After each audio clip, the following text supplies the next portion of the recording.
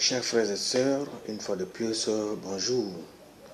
Aujourd'hui, je reviens à vous pour partager avec vous l'information capitale pour laquelle la TBC ou la pièce qui vaut des milliards est un vecteur de révolution économique, surtout pour tous ceux qui veulent expérimenter une nouvelle forme de richesse. Puisque dans ses objectifs globaux, The Billion Coin plaide donc pour des économies d'abondance qui passeraient des ressources naturelles aux ressources humaines. Il appelle à une vision décomplexée de la lutte contre la pauvreté, notamment les partenariats divers. Quand les membres de la communauté TBC Afrique travaillent avec ceux du reste du monde, elles ne ferment pas la porte au respect des institutions publiques. Cependant, personne ne doit choisir où il est né, et surtout pas dans les pays africains où sévit la pauvreté. Personne. Au contraire, tous les citoyens sont appelés à contribuer et construire leur propre modèle de développement.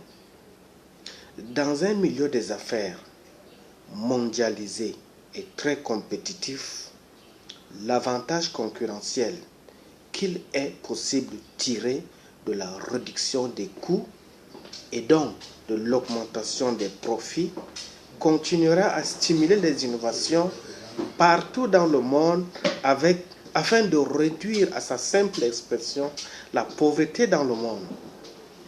Voyons un peu la stratégie chancelante en matière de réduction des coûts. En moyenne, les pays que ne réalisent que 59% des économies prévues atteignent ou dépassent les objectifs de réduction de la pauvreté qu'elles se sont fixés. L'absence de processus de développement adéquat pour stimuler la réduction de la misère apparaît donc comme l'un des principaux obstacles, puisque un grand nombre de nations indiquent que la croissance de leurs revenus a endormi leur vigilance en ce qui concerne les coûts, même si 2/3 reconnaissent que la compression des coûts doit être une priorité absolue. Par conséquent, les pays se fixent des modestes objectifs et doivent s'astreindre à une gestion rigoureuse en période de croissance afin d'améliorer constamment sa compétitivité. Mais alors, lorsqu'on parle de l'abondance, il ne faut pas perdre de vue la gestion des coûts qui découle sur une responsabilité définie. Puisque la gestion des coûts relève en grande partie du chef de la direction ou du chef des finances dans 2/3 des cas. Pour les autres pays ne profitant pas de cet appui, leur succès en réduction des coûts est peu probable. En fait, si cet appui est indispensable, il est tout aussi important de faire de la gestion des coûts une responsabilité de chacun. Et ce sont les efforts conjugués qui conduiront au succès. C'est pourquoi, lorsque je viens à vous pour vous parler de Billion Coin, ou bien la pièce qui vaut des milliards, ça a un coût. Ce coût, c'est quoi? Ce sont les efforts de sacrifice fournis que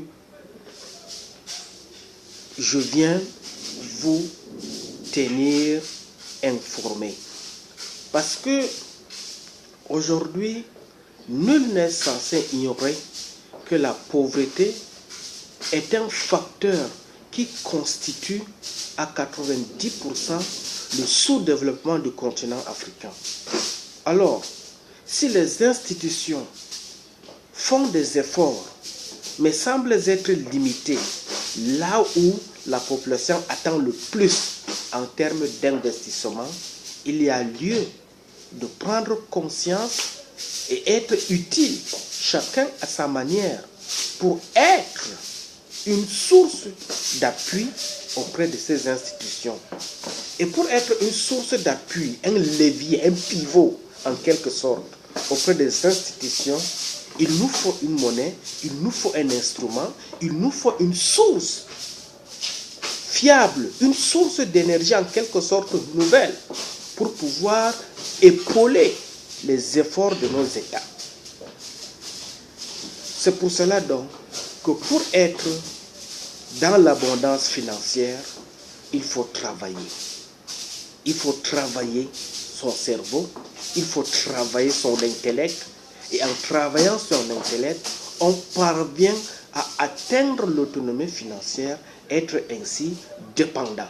Si déjà tu as déjà une autonomie financière qui peut te permettre d'être un pilier, un point d'appui pour ta région, pour ta communauté, pour ta zone d'intervention en termes de développement inclusif, je crois que tu deviens là un sujet très important pour ta génération. Déjà, il faut savoir une chose, que les pays qui jouissent d'un avantage concurrentiel à long terme sont celles qui ont adopté une gestion rigoureuse des coûts, parfois en modifiant leur modèle d'affaires. Il faut aussi apprendre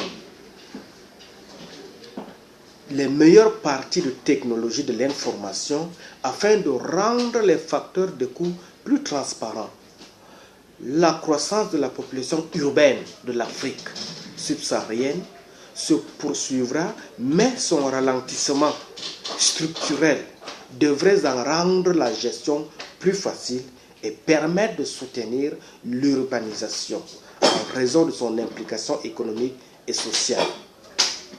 La rapidité de la croissance de la population urbaine est une caractéristique majeure de l'évolution contemporaine du peuplement des pays du tiers-monde et de l'Afrique en particulier.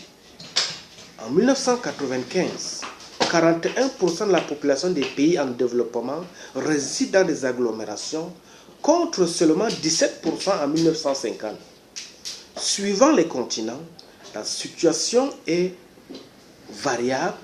Un peu plus de tiers, c'est-à-dire 35% de la population du continent asiatique demeure en ville.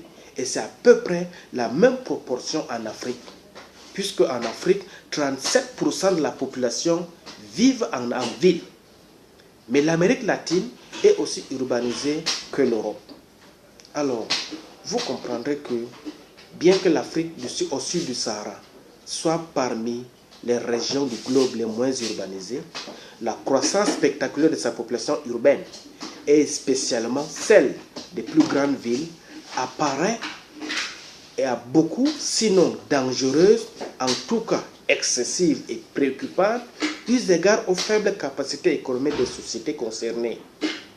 Alors, lorsque on définit ces statistiques, on se dit simplement que durant la période coloniale, les dénombrements rarement exhaustifs, puis des recensements administratifs souvent biaisés par la relation avec l'imposition ou le travail forcé ne fournissent que des ordres à hauteur de 20%, de près, sinon plus.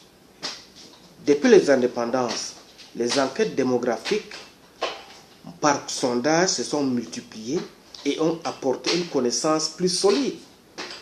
À partir du milieu des années 60, des recensements généraux ont été réalisés périodiquement jusqu'à ce que les difficultés économiques aient obligé à s'y surseoir dans de nombreux pays au cours de la dernière décennie ou que des troubles les aient rendus impossibles.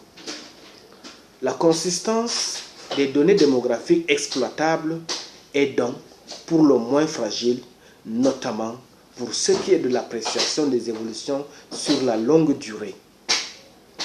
Une meilleure appréhension du peuplement se heurte en outre dans la région à l'extrême mobilité de la population, à peine contrainte par les frontières nationales, en dehors des périodes de tensions politiques. Alors, sur ce point, vous comprendrez que l'urbanisation de la population, tant dans les recensements, ne seront pas organisés pour fournir directement les données de la population agglomérée et que les dispositions ne seront pas prises pour actualiser les chiffres entre les recensements et la réalité de la démographie africaine. Maintenant, le jugement porté sur l'urbanisation de l'Afrique est largement provoqué par les images des plus grandes villes, de leur croissance vertigineuse et de l'étendue de leurs quartiers plus ou moins précaires ou sous-équipés. De fait, la concentration des populations urbaines dans les villes les plus importantes d'un pays constitue un trait fréquent de l'urbanisation en Afrique au sud du Sahara. Elle se traduit souvent par le poids exorbitant d'une seule ville, généralement la capitale du pays, au détriment des autres centres urbains. Mais ce n'est pas une règle générale et, dans certains pays, il existe deux grandes villes, souvent un pôle économique majeur et la capitale politique, et parfois plusieurs qui sont alors en compétition sur le plan démographique. Vous conviendrez avec moi que la composante de la croissance urbaine s'alimente essentiellement à trois sources. La poursuite de la croissance démographique naturelle de la population déjà urbanisée. Et ces trois sources sont la solde migratoire des campagnes vers les villes et l'absorption, par extension des périphériques urbains, et en troisième position, des petits centres ruraux périphériques.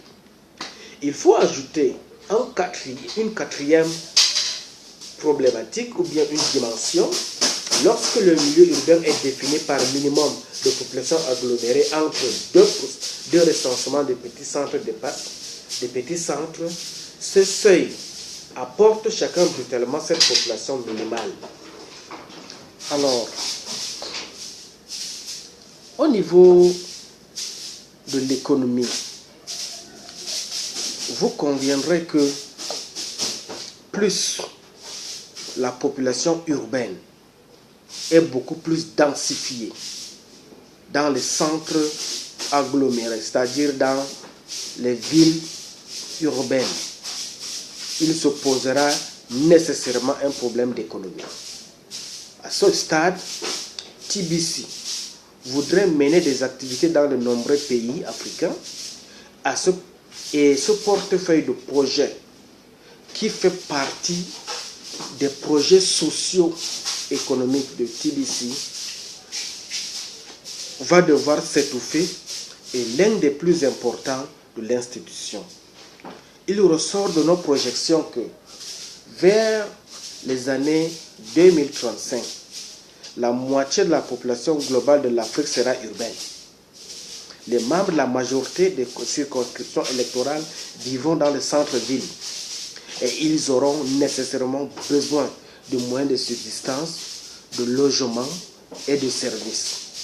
C'est pourquoi la communauté TBC va devoir collaborer avec le gouvernement africain pour qu'il prenne rapidement des mesures leur permettant de se préparer à répondre aux besoins des populations à prédominance urbaine. Il est tout aussi urgent d'améliorer les conditions de vie dans les villes et d'accroître leur productivité en améliorant l'accès aux services de base. En réalité, la population urbaine plus dense de l'Afrique est un atout majeur pour la transformation du continent dans son ensemble. Pourquoi c'est un atout majeur? Puisque nous avons besoin d'atteindre une fourchette minimale d'1 milliard de membres à travers le monde. Et l'Afrique, à mon humble avis, est très bien partie pour pouvoir atteindre ces objectifs numériques. Pourquoi l'Afrique est bien partie pour atteindre cet objectif numérique? Plus il y a un cantonnement humain en ville, ce cantonnement est accessible à l'électricité ou bien à l'énergie. Plus elle est accessible à l'énergie, nous avons une forte probabilité de croire que cette extension de la démographie en ville va côtoyer au minimum l'économie numérique, plus cette population va côtoyer les effets positifs de l'économie numérique, elle comprendra que la monnaie virtuelle qui est TBC est un atout pour permettre de faire asseoir le socle de développement qui est le pilier de la croissance. Alors, à ce niveau-là, je crois que TBC a son mot à dire. À ce niveau-là, la reconnaissance que nous pouvons admettre, c'est de promouvoir et améliorer le développement urbain durable de la région Afrique en collaboration avec le gouvernement des pays du continent. La communauté TBC s'est attachée à aborder le défi urbain de l'Afrique sous ses différents aspects et dans toutes ses dimensions de croissance, de pauvreté, qu'il faut lutter jusqu'à la réduire à sa simple expression, de la viabilité des communautés et la mise en place d'une gouvernance ainsi qu'à reconnaître le rôle moteur du développement que jouent les villes. Les efforts déployés par la communauté TBC sur le continent africain dans le domaine de l'urbanisation durable vont s'étendre de l'Afrique du Nord à l'Afrique subsaharienne grâce au soutien des gouvernements et aux contributions plus importantes de leurs partenaires respectifs au développement, bien sûr. Ces dernières décennies, d'excellents résultats au niveau des pouvoirs publics ont été obtenus en attirant davantage l'attention sur les problèmes associés à la croissance urbaine et à l'accroissement de la population urbaine du continent. Il reste encore beaucoup à faire. Là, il faut se le dire. Car les problèmes qui surgissent sont plus nombreux et complexes et exigent un engagement spécifique et renouvelé de la part tant des gouvernements que de leurs partenaires au développement, parmi lesquels de Billion Point. Vous comprendrez que, mes chers amis, mes chers frères, l'Afrique est en train d'évoluer. L'Afrique, autrefois qui était dans les villages, est en train de se déverser dans les villes. Plus cette Afrique est en train de se déverser dans les villes, il faut comprendre la raison de cet exode massif des zones rurales vers les centres urbains. C'est parce que chacun veut trouver de quoi manger. C'est parce que chacun veut avoir l'autonomie financière pour être à la hauteur des politiques de ses moyens. Chacun veut être en ville pour mieux combattre la pauvreté. Chacun veut être en ville pour fuir la misère en zone rurale. Alors, TBC, qui vient de s'imposer dans le landerneau socio-économique du XXIe siècle, demeure ainsi un instrument crédible, un instrument qui permettra à ces jeunes qui viennent en ville se chercher de pouvoir saisir une opportunité jamais existante dans l'histoire de l'humanité. Parce que quand je vous parle de TBC, pour le moment, comme elle est encore dans une phase promotionnelle, vous ne pouvez pas capter, vous ne pouvez pas percevoir l'enjeu réel, l'importance majeure que cette monnaie virtuelle revêt sur l'économie, revêt dans la nécessité où chaque être humain est censé jouer un rôle utile pour le développement de son territoire. À ce niveau, mes chers amis, je voudrais prendre congé de vous. Je ne suis pas un spécialiste pour convaincre. J'apporte seulement ma modeste contribution à votre écoute pour réveiller votre sens d'écoute, pour réveiller votre sens de créativité, pour réveiller en vous l'envie d'atteindre l'abondance. Ce que vous appelez aujourd'hui multimilliardaires ont posé des actes en créant soit des entreprises ou bien en posant leur économie dans le domaine agricole. Ils ont fructifié leurs ressources. Ils ont imaginé la créativité. Ils se sont engagés à fond. Et aujourd'hui, leur génération ou bien leur famille sont à l'aise. Alors, toi, tu crois que tu es pauvre, mais tu n'es pas plus pauvre que n'importe qui. De ta pauvreté aujourd'hui, tu peux sortir. De ta pauvreté aujourd'hui, tu peux être quelqu'un enviable demain. Si aujourd'hui on crache sur toi, si aujourd'hui on te méprise, si aujourd'hui tu es considéré comme une personne de seconde classe, eh bien, cher ami, détrompe-toi. Comme je l'ai dit tantôt dans une précédente vidéo, si tu es créé à la ressemblance de Dieu, ça veut dire que tu es un homme capable de décider pour sortir de ta misère. Ça veut dire que tu es un homme capable d'innover, un homme capable de créer, un homme capable de prendre des décisions, de réfléchir d'une manière mature et choisir où il va, qu'est-ce qu'il veut faire et où est-ce qu'il veut atteindre comme un objectif et être utile pour la société. Donc, mon frère ou bien ma soeur, à toi de jouer, mais joue bien et joue grand. Parce que dans la vie, il faut rêver et rêver d'une manière positive.